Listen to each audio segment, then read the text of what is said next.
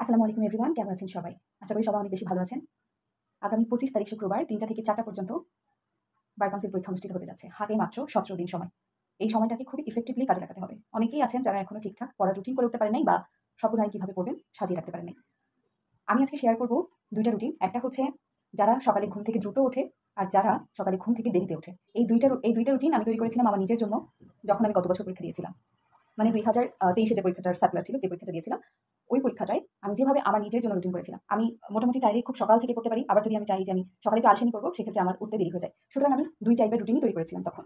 সেই রুটিনটা আমি আপনাদের সাথে শেয়ার করবো একদম শেষ সময়ে, আশা করি আপনাদের কাজে লাগবে। সুতরাং ২৫ তারিখে পরীক্ষা হয়, হাতে সময় আছে মাত্র ১৭ দিন।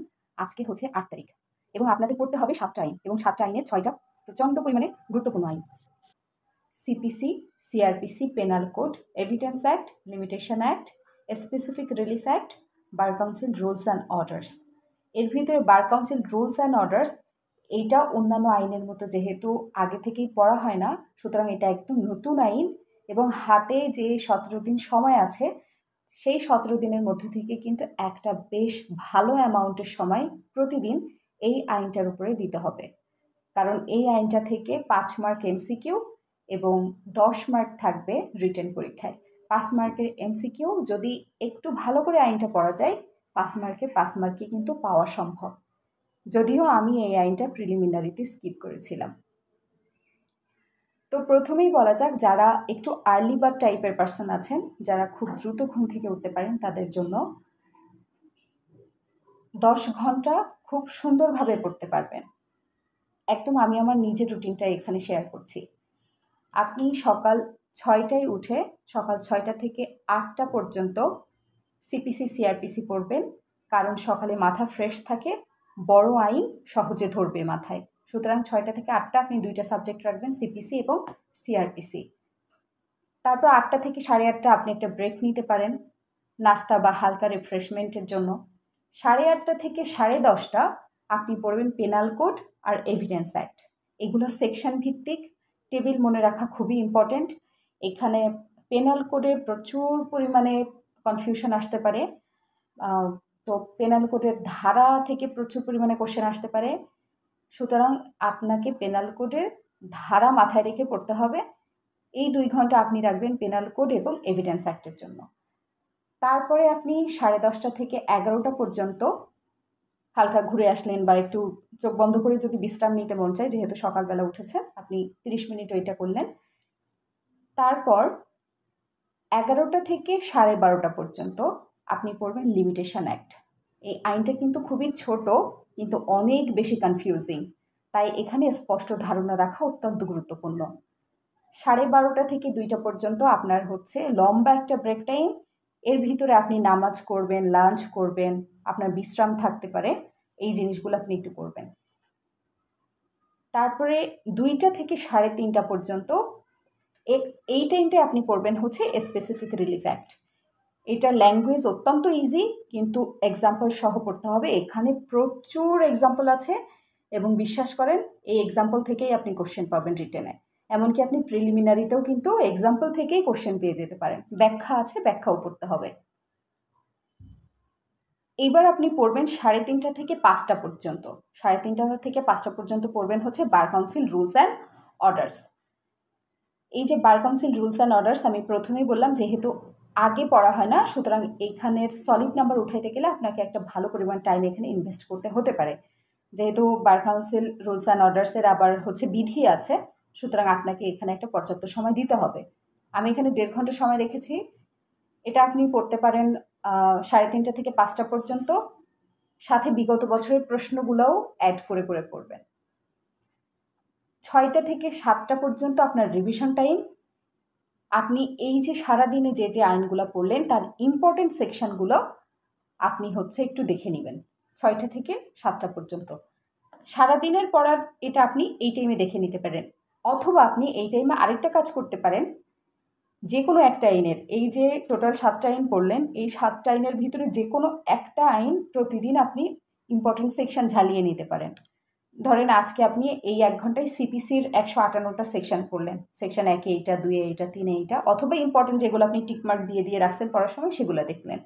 এই 1 ঘন্টার ভিতরে 6টা থেকে 7টা তারপরে আপনি যেটা করবেন, 7:30 থেকে 8:30, 7টার থেকে 7:30 পর্যন্ত একটা ব্রেক টাইম নিলেন চা নাস্তা খাওয়ার। 7:30 থেকে 8:30 পর্যন্ত আপনাকে অবশ্যই একটা মডেল টেস্ট দিতে হবে। এই মডেল টেস্টটা আপনাকে মাস্ট দিতেই হবে। আপনি 7:30 থেকে 8:30 পর্যন্ত তো মডেল টেস্ট দিলেন, 8:30 থেকে 9:30 এই যে 1 ঘন্টা, এর ভিতরে আপনি মডেল টেস্টের 100টা প্রশ্ন আপনি মিলাবেন যে আপনার কোন কোন জায়গায় ভুল গেছে বা কয়টা হয়েছে কয়টা হয় নাই। যেগুলো হয়নি সেগুলো আপনি আবার ওই 1 ঘন্টার ভিতরে কারেকশন করে নিলেন। তাহলে 8:30 পর্যন্ত মডেল টেস্ট দিলেন, 9:30 পর্যন্ত সেগুলো ঠিক করে নিলেন। তারপরে আধা ঘন্টা 1 ঘন্টার ভিতরে আপনার রাতের ডিনার, বেড গোছানো আর দাঁত ব্রাশ করা যা আছে সব কাজ করে নিলেন। আপনার এবার দেখবেন হাতে, তারপরেও ঘুমাবেন তো মোটামুটি 11:30টার সময় বা 12টার সময়, মোটামুটি আপনার হাতে এই 12টায় ঘুমাতে যাওয়ার আগেও টাইম আছে। সেই জায়গাটায় আপনি সারা দিনের পড়া রিভিশন দিবেন। আপনি ওই যে 6টা থেকে 7টা যে সময়টা বললাম, সেই টাইমটা আপনি যে কোনো একটা আইনের সেকশন ঝালিয়ে নিতে পারেন, আর বাদ বাকি রাতের বেলা হোল কি পড়ছেন সেই পুরা জিনিসটাই হচ্ছে একটু রিভিশন দিলেন। এই রিভিশন দেওয়াটাও কিন্তু অনেক বেশি ইম্পর্ট্যান্ট। আর রাতে যদি আপনি রিভিশন দেন, তাহলে যে জিনিসটা হবে, রাতে ঘুমানোর আগে আপনার মাথায় আপনি খুব সিরিয়াস একটা জিনিস নিয়ে বেডে যেতে পারলেন, যে না, আমার পরীক্ষা, আমাকে মেন্টালি সেইভাবে প্রিপেয়ার থাকতে হবে, ডিটারমাইন থাকতে হবে, আমি রাতেও সেকশন দেখতে দেখতে ঘুমাচ্ছি, সকালেও উঠে সেই সেকশনই দেখব। সুতরাং এটা কিন্তু একটা ভালো ইনিশিয়েটিভ, আপনি এটা করতে পারেন। এবার আমি শেয়ার করব যারা একটু লেট ঘুম থেকে ওঠে, সকালে দ্রুত ঘুম থেকে উঠতে পারে না, তাদের জন্য একটা রুটিন। এই রুটিনটা শুরু করেছি সকাল 8টা থেকে মোটামুটি। সুতরাং যাই হয়ে যাক না কেন, আপনাকে সকাল 8টার মধ্যে ঘুম থেকে উঠতে হবে। এক্ষেত্রেও আপনি হাতে 10 ঘন্টা সময় পাবেন। সকাল 8টা থেকে 8:30 আপনি ফ্রেশ হয়ে একদমই প্রথম রাউন্ডে নাস্তা করে নিলেন। 8:30 থেকে 10:30, 8:30 থেকে 10:30 এই সময়টায় আপনি পড়বেন সিআরপিসি আর পেনাল কোড। 10:30 থেকে এইবার আসলো 11টা পর্যন্ত আপনি একটু হালকা হাঁটা চলা করলেন, অথবা চোখ বন্ধ করে 2 মিনিট এই আধা ঘন্টার বিশ্রাম নিলেন। মনে রাখবেন এই আধা ঘন্টা মানে কিন্তু আধা ঘন্টাই, এর একটুও বেশি না। এবার 11টা থেকে 1টা পর্যন্ত যে 2 ঘন্টা আপনি পেলেন, এই 2 ঘন্টা আপনি পড়বেন সিপিসি আর এভিডেন্স অ্যাক্ট। ঠিক আছে? ঠিক প্রথমে যেভাবে বলেছি, যারা আর্লি ওঠে তাদের জন্য যে নিয়ম, যেভাবে বিশ্লেষণ করেছি, ঠিক এভাবেই কিন্তু সময়টা একটু ফ্লাকচুয়েট করছে, আগে পিছিয়ে হচ্ছে। তো 11টা থেকে 1টা পর্যন্ত আপনি সিপিসি আর এভিডেন্স অ্যাক্ট করলেন। তারপরে 1টা থেকে 2:30 পর্যন্ত আপনি নামাজ, লাঞ্চ, বিশ্রাম, এই 3টা কাজ আপনি করে ফেললেন। তারপরে 2:30 থেকে 4টা পর্যন্ত আপনি পড়বেন লিমিটেশন অ্যাক্ট আর স্পেসিফিক রিলিফ অ্যাক্ট।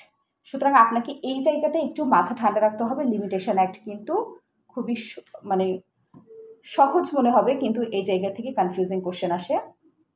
আপনাকে এই জায়গাটা একটু মাথা ঠান্ডা করে পড়তে হবে। স্পেসিফিক রিলিফ অ্যাক্ট, এখানে প্রচুর পরিমাণে এক্সাম্পল আছে, ব্যাখ্যা আছে, সুতরাং এই জায়গাটা আপনাকে কেয়ারফুলি পড়তে হবে।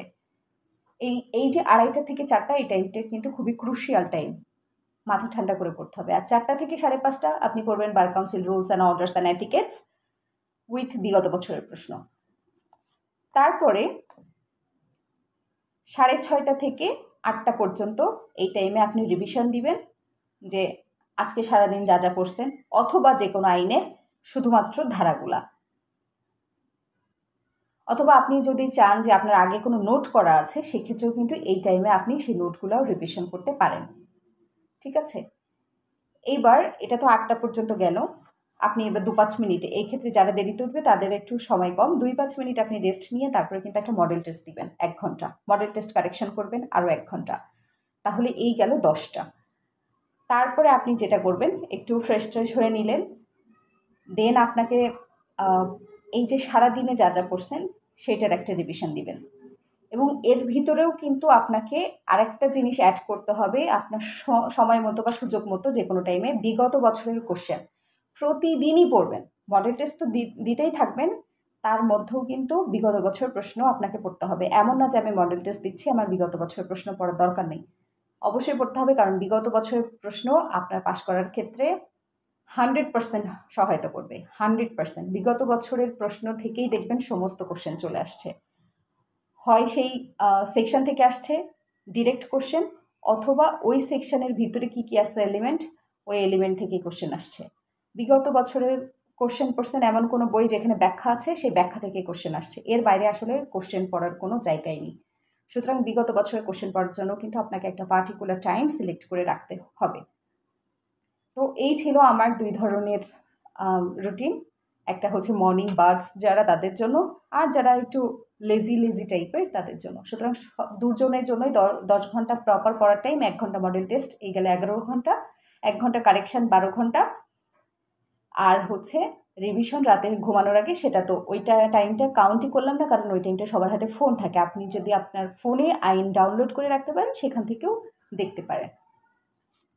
সুতরাং ফাইনাল কথা হচ্ছে, মাই ডিয়ার ফ্রেন্ডস, এখনই সময় জেগে ওঠার, সময়টাকে জিতিয়ে নেয়ার। এই রুটিন 2 ধরনের শিক্ষার্থীর জন্য খুবই বাস্তবসম্মতভাবে বানানো হয়েছে, যেটা আমি ফলো করেছিলাম। আমি 2 ভাবে বানিয়েছি এবং 2 ভাবেই ফলো করেছি। সুতরাং যত সময় কমে আসছে তত ঘুমটা কমাতে হবে, ডিস্ট্রাকশন বাদ দিতে হবে। আর একটা কথা মনে রাখতে হবে, বার কাউন্সিল পরীক্ষায় চান্স শুধু পড়ার উপরেই কিন্তু নির্ভর করে না, রুটিন ধরে কনসিস্টেন্ট থাকার উপরেই কিন্তু নির্ভর করছে। আপনি কতটা কনসিস্টেন্ট ওয়েতে প্রতিদিন পড়ছেন সেটার উপরে নির্ভর করছে। মনে রাখবেন, এই পরীক্ষায় পাস না করতে পারলে আপনার কিন্তু কালো কোট আর গাউন পরে কোর্টে হিয়ারিং করতে যেতে পারবেন না। আপনাকে ওই জায়গায় পৌঁছাতে গেলে এই জায়গায় একটু কিন্তু স্যাক্রিফাইস করতে হবে। তাই আজকের রুটিন শুরু করুন, বই খুলে টার্গেট নিয়ে আজকে আপনার স্বপ্নকে সামনে রেখে পথ চলা শুরু করে দিন। এই রুটিনটাই হতে পারে আপনার জন্য একটা বেস্ট রুটিন। সবাই ভালো করবেন ইনশাল্লাহ। যারা আমার সাথে এতদিন ধরে আছেন, আমি যখন পেরেছি একটা গাধাই স্টুডেন্ট, আপনাদের জন্য বার কাউন্সিল কোনো ব্যাপারই না, আপনারাও পারবেন। সবার জন্য দোয়া এবং ভালোবাসা, অনেক অনেক শুভকামনা।